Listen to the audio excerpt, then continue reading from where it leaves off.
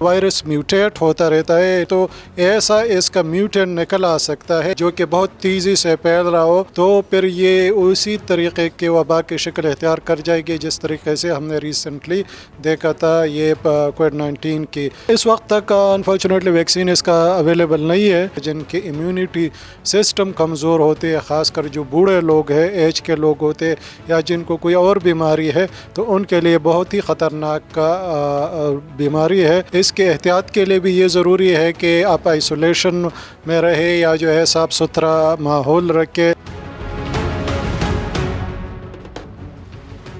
अस्सलाम वालेकुम, मैं हूँ राफनान। सुनो डिजिटल में खुश आमदीद। कोरोना वबा के बाद मंकी पॉक्स जो है उसकी वबा का भी खदशा है। मंकी पॉक्स कितना ख़तरनाक है, किस तरह ट्रांसमिट होता है, शहरियों को क्या खौफजदा होना चाहिए या नहीं, किस तरह की एहतियाती तदबीर इख्तियार करके मंकी पॉक्स से बचा जा सकता है। गुज़िश्ता दिनों जो है वो इस्लामाबाद में 2 केसेस रिपोर्ट हुए थे, उसके बाद जो है वो पूरे मुल्क के अंदर एक सनसनी फैल चुकी थी, शहरी परेशान हैं। तो इस हवाले से तमगा इम्तियाज़ हासिल करने वाले nanotechnology, supramolecular technology expert doctor M Raza Shah हमारे साथ मौजूद हैं। प्रोफेसर साहब, ये बताएं मंकी पॉक्स कितना ख़तरनाक है, शहरी किस तरह बचें, क्या क्या एहतियाती तदाबीर इख्तियार करें, वो बताएं। जी, ये मंकी पॉक्स जो है तकरीबन उतना ही ख़तरनाक है जितना कि कोविड-19 वायरस है, क्योंकि ये भी एक वायरल डिज़ीज़ है और ये भी जो है इतनी ही जो इंसान का इम्यून सिस्टम और इनकी बॉडी को डैमेज करती है जितना कि हमारे पास कोविड-19 वायरस डैमेज कर रही थी। और चूँकि ये वायरल डिज़ीज़ है, इस वक्त जो इनकी वेरुलेंस है, यानी जो फैलाव है, वो इतना हाई नहीं है। लेकिन जैसा कि मैंने पहले भी बताया था कि ये जो है चूँकि वायरस म्यूटेट होता रहता है, आए दिन नए म्यूटेशन इसके होते हैं, तो ऐसा इसका म्यूटेंट निकल आ सकता है जिसका जो कि बहुत तेज़ी से फैल रहा हो।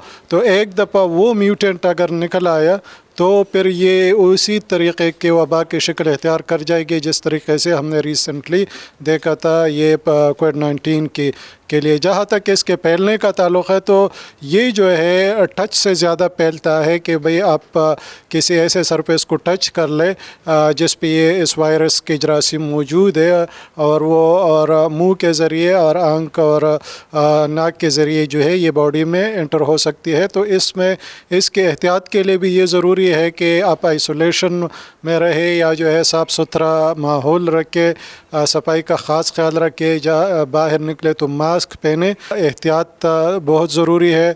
इसमें भी जो है जिन लोगों को ये हो जाता है और जिनकी इम्यूनिटी सिस्टम कमज़ोर होते हैं, ख़ासकर जो बूढ़े लोग हैं, एज के लोग होते हैं, या जिनको कोई और बीमारी है, तो उनके लिए बहुत ही ख़तरनाक बीमारी है। पिछला जो कोविड-19 पेंडेमिक है उसने हमें बहुत कुछ सिखा दिया, और उसमें से एक चीज़ जो है हमें ये सिखा दी कि भाई हम चाहे जिस किस्म की भी वायरस हो या जरासीम हो, उसको बड़ी किस तरीके से उसको डायग्नोस कर सकते हैं, वो उसकी तशख़ीस कर सकते हैं।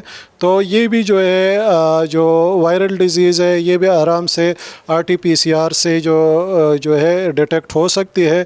इस वक्त जो है NIH ने इनको ऑलरेडी डिटेक्ट किया, लेकिन इनकी जो टेक्निक है जो इतनी मुश्किल नहीं है। बहुत जल्दी जो ही ये फैल जाएगा तो हमारी जो हेल्थ डिपार्टमेंट है या सिंध गवर्नमेंट है, तो ये बड़े आराम से जो है बहुत जल्दी ये इसका तशख़ीस का वो डेवलप कर लेंगे। और हमारे इंस्टीट्यूट में भी बड़ी कैपेसिटी है इनकी तशख़ीस की और डेवलप करने की। इस वक्त तक अनफॉर्चुनेटली वैक्सीन इसका अवेलेबल नहीं है, मौजूद नहीं है, और इसलिए इसके ख़िलाफ़ मुदाफ़ियत करने के लिए ये ज़रूरी है कि हम जो है बहुत सारा पानी पिए और अपना हेल्दी लाइफस्टाइल रख के ज़्यादा फ्रूट का इस्तेमाल करें, वेजिटेबल का इस्तेमाल करें।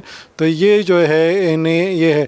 जहाँ तक मेडिसन्स का ताल्लुक़ है, तो इस वक्त इसका कोई इलाज भी अवेलेबल नहीं है। नॉर्मली जो इलाज किया जाता है वो हम उसको सिम्टोमेटिक इलाज कहते हैं कि सिर्फ ज़ाहिर अलामात के, जैसे अगर किसी को बुखार है तो उसको पेनाडोल दी जाती है, या किसी को पेन किलर है, या कहीं पे छोटे छोटे रैशेज़ है तो उनको एंटी इन्फ्लेमेटरी जो है इन्फ्लेमेशन के ख़िलाफ़ दवाई। तो सिम्टोमेटिक इलाज तो लोग करते हैं, लेकिन वायरस को बज़ाते ख़ुद जो है ख़त्म करने का कोई इस वक्त इलाज नहीं है।